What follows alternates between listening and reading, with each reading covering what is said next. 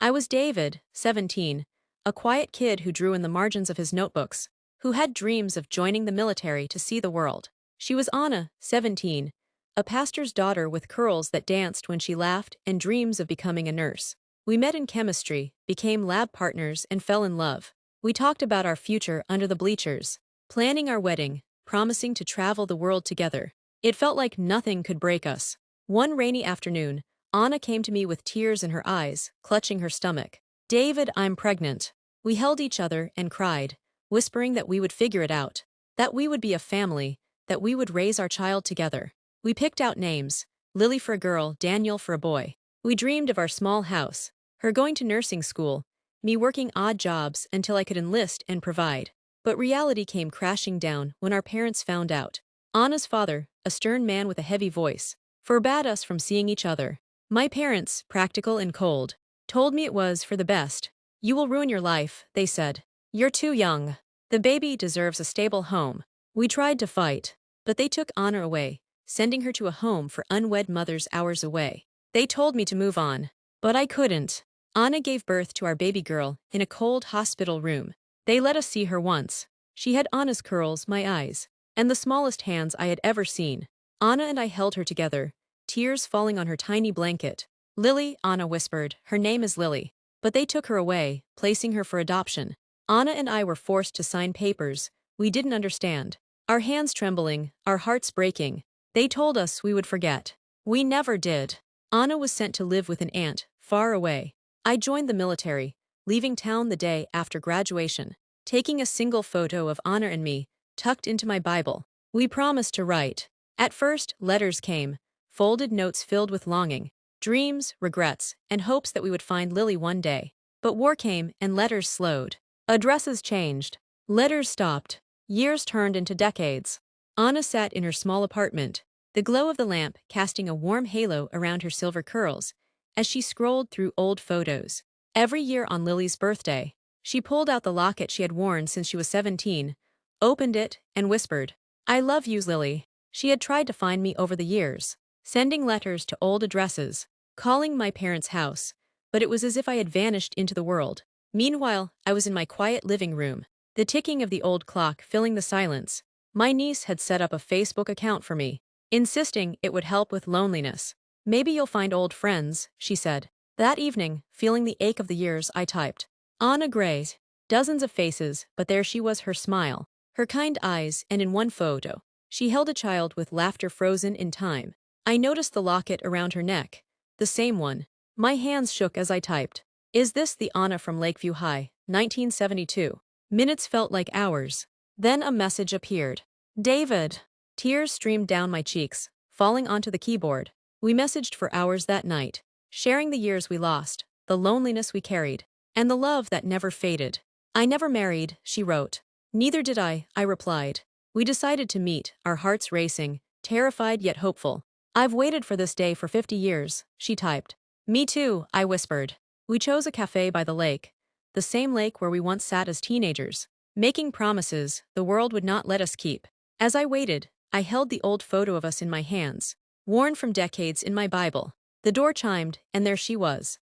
Anna's. Her silver hair framed her face, her eyes instantly filling with tears as she saw me. "David," she whispered. I stood, my legs trembling, and opened my arms. She fell into them, and we stood there, holding each other, sobbing in front of strangers who didn't understand the weight of that moment. We sat for hours, hands intertwined, telling stories of the years apart. How she became a nurse, dedicating her life to caring for others, but never allowing herself to love again. How I traveled the world with the military, sketching faces that always looked like her. How we both lit candles on Lily's birthday, whispering her name into the darkness. "I missed you every day," she said. "I never stopped loving you," I replied. We promised to never let go again. At 68, we stood under a giant oak tree, surrounded by a handful of close friends and family who understood what this moment meant. Anna wore a soft blue dress with daisies pinned in her hair, the same daisies I used to bring her as a teenager. When she walked toward me, I saw the girl she once was, the girl I never stopped seeing in my dreams. She smiled through tears. Better late than never.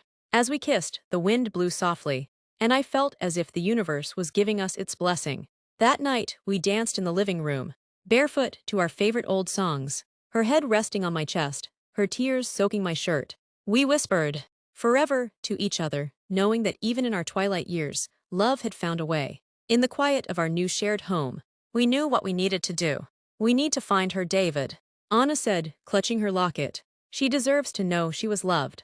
Every night, we sat side by side with a laptop, joining adoption reunion forums, writing letters, and calling agencies. Records are sealed. We can't share that information. Each rejection was a blade to the heart, but Anna refused to give up. She would cry at night, whispering to the darkness, Lily, we're trying. And I would hold her, whispering back, we'll find her, love, we will. One morning, as sunlight spilled through the window, we received an email. Subject, I think you're my birth parents. Anna's hands flew to her mouth as she read. I've always felt something missing on my birthday. I know I was adopted in 1972. I'm a nurse, a mother of two, and I've been searching for my parents. Anna collapsed into my arms, sobbing uncontrollably. It's her, David, it's our Lily. We replied immediately, confirming details only we would know. The daisy Anna pressed into her blanket, the name we whispered as they took her.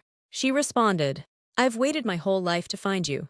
That evening, we called her. The moment we heard her voice, everything changed.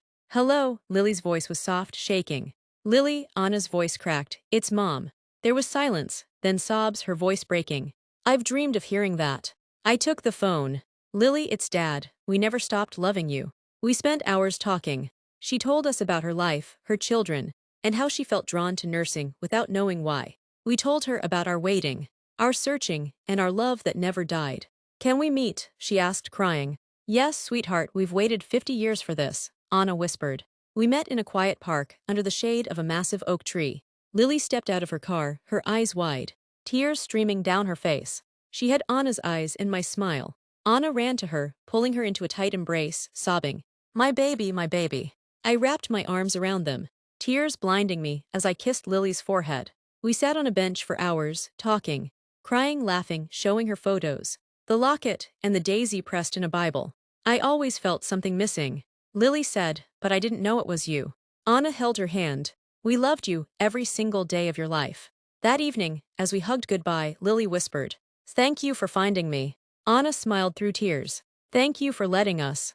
Now every Sunday, Lily and her children visit us. We sit under the oak tree, watching our grandchildren play, Anna and I holding hands. Sometimes she looks at me, eyes soft, and says, We lost 50 years. I kiss her hand and whisper, But we found forever. We know our days are fewer now, but they are filled with a love we never lost, a family we thought was gone, and a daughter who was always ours. After that first reunion in the park, our lives transformed. Lily began calling us Mom and Dad softly, testing the words, as if tasting something she had craved all her life. The first time she said it, Anna wept quietly, pressing Lily's hand to her cheek. I've waited so long to hear you say that, Anna whispered. We visited Lily's home, meeting her children, seeing our grandchildren for the first time. They were shy at first, but Lily told them, This is your grandma and grandpa. They hugged us, small arms wrapping around our tired bodies, and it felt like a part of us that was empty filled in that moment. Every Sunday, Lily and her family visited. Anna would cook, humming in the kitchen, while I taught the children how to draw daisies and birds. Sometimes, Lily would stand at the doorway, watching us, tears in her eyes, whispering, I finally feel whole. And so did we. One evening, Lily shared her story. There was always a part of me that felt lost. She told us how every birthday felt like a question, an emptiness she couldn't name, and how she longed to know why she loved nursing and daisies. Anna held her hand. Because you are ours, Lily, you were always ours. Lily confessed she had struggled with abandonment, fear of not being enough, even though her adoptive parents loved her deeply. We spent hours talking, praying together, and Anna told her, You are enough, you always were. That night, Lily stayed over, falling asleep on the couch wrapped in one of Anna's knitted blankets. I stood there watching, Anna at my side, and whispered, She's home. As the seasons changed, we created traditions. Lily and her children would plant daisies in our garden every spring, a symbol of what we lost and found. On Lily's birthday, we would light 3 candles, one for the years we missed, one for the love that survived, and one for the future we now shared. We started Sunday dinners under the oak tree, sharing stories, laughter, and songs. Anna's laughter returned, ringing softly in the evenings as we washed dishes together while the children played outside. Sometimes, we would catch each other's eyes across the table. And Anna would smile with tears brimming, whispering, "This is what we dreamed of." We knew we were in the twilight of our lives, but we were at peace. One evening, as the sunset turned the sky gold, Anna and I sat on the porch, holding hands. "David, we did it," she said softly, resting her head on my shoulder. "Yes, love, we found her and we found each other." We watched Lily's children chasing fireflies, laughter echoing in the warm evening air. Anna whispered, "If I leave before you, promise me you'll keep telling Lily our story." "And if I leave first," I replied, "you'll keep reminding her she was always loved." Anna nodded, a tear slipping down her cheek. We lost 50 years, but we found forever. That night, as we lay in bed, the window opened to let in the soft summer breeze. I held Anna close. We fell asleep, listening to the laughter of our grandchildren fading into the night, knowing we had found the family we once lost, and the love that time could never destroy. After Lily found us, life felt brand new. Every Sunday, Lily and her children visited, filling our small house with laughter. Anna would cook, her soft humming a constant reminder of the peace we had fought for. At night, Anna and I would sit on the porch, watching the stars, holding hands. "We lost 50 years," Anna would whisper, resting her head on my shoulder. "But God gave us these days." I would reply, kissing her hair. She would smile softly. "I'm so grateful." For 2 years, we lived in the joy of a family reunited. Lily called every morning. "Good morning, Mom, Dad." Anna would smile as she knitted sweaters for the grandchildren, and I would capture moments on my old camera. Lily and Anna laughing over spilled flour, the children playing in the yard, Anna brushing daisies in Lily's hair. Anna's laughter returned, brighter than I ever remembered. But as the second winter came, Anna grew tired. She brushed it off. "Just a little cold, love." But some days, she would sit on the porch, her breath heavy, staring at the garden where daisies still bloomed.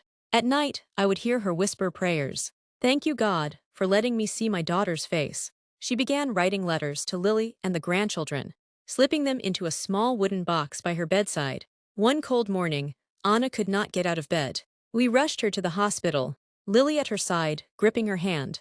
"I'm not afraid," Anna whispered as they placed an oxygen mask over her face. "Mom, please fight," Lily sobbed. "I'm so grateful God let me see you, hold you, love you." Anna's eyes glistened as she looked at Lily, then at me. I held her other hand. "I love you, Anna."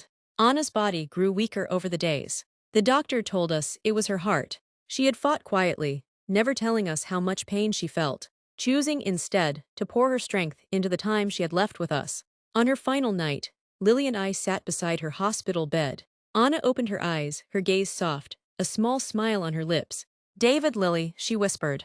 "We're here, Mom," Lily said, clutching her hand. "I am so happy we found each other." A single tear slid down her cheek as she squeezed our hands one last time. And then, with a gentle breath, Anna left us. We buried Anna on a warm spring day under the oak tree, daisies blooming around her grave, the air filled with birdsong.